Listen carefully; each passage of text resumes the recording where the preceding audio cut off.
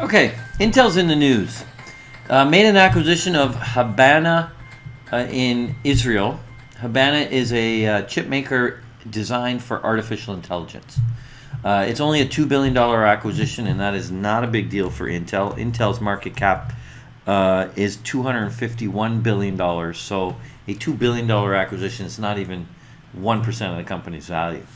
Having said that, I think it's a good idea because I want them moving in that direction as a shareholder.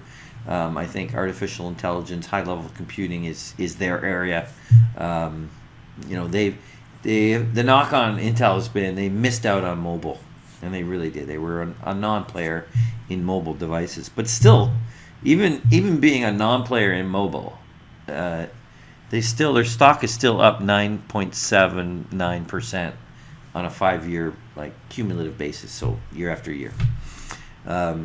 Not bad for not being in the most exciting place in semis, because they are still strong in PCs, laptops, and the data center. And data center is clearly growing. So I'm glad they're moving in the AI direction. Obviously, where they need to go. How much this one is going to move the needle, I can't say. Don't have enough information on the company, and it's only $2 billion. So I think what we really want to do is just take a look at Intel itself in our model and just see kind of what we can see. First of all, quick history.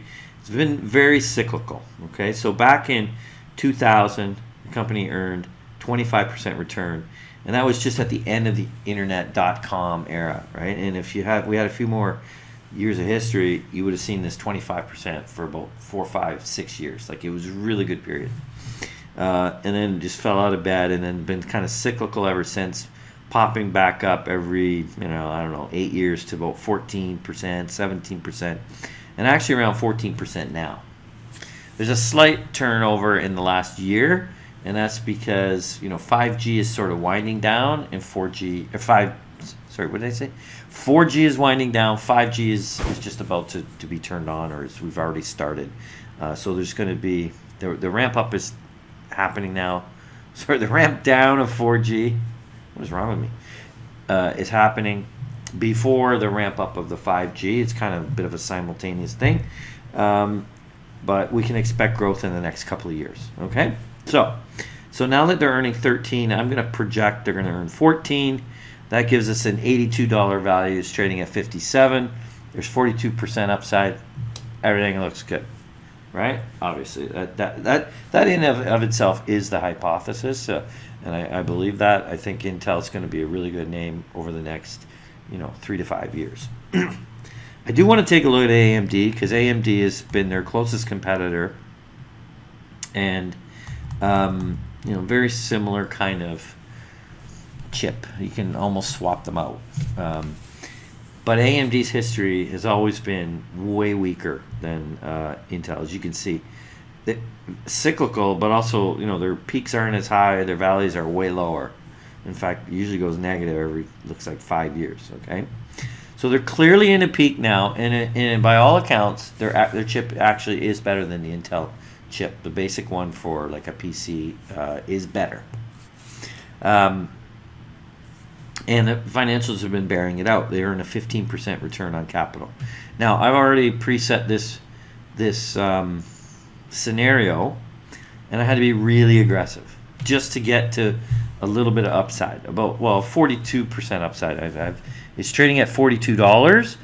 We can put an intrinsic value of 60, but with a very aggressive scenario, of which I'm not 100% convinced. I just wanted to put this scenario up there to show you what you need to believe in it, like a $60 price. And you got to believe in the company earning 15% return in 5 years, which it's never been able to sustain in the past. And it has to grow the capital investments at 25% as well.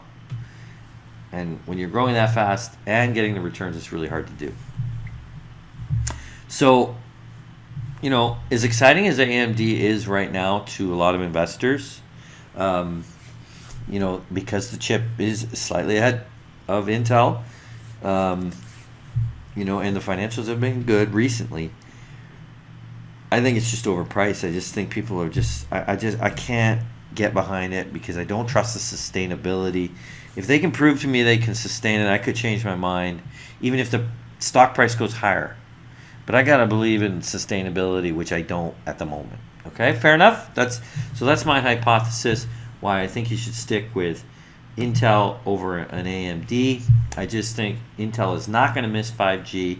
They're getting, making little acquisitions in artificial intelligence. Financials are strong, even though they missed out on a mobile. It's still a good company anyways, and with the best is yet to come. So I would stick with Intel.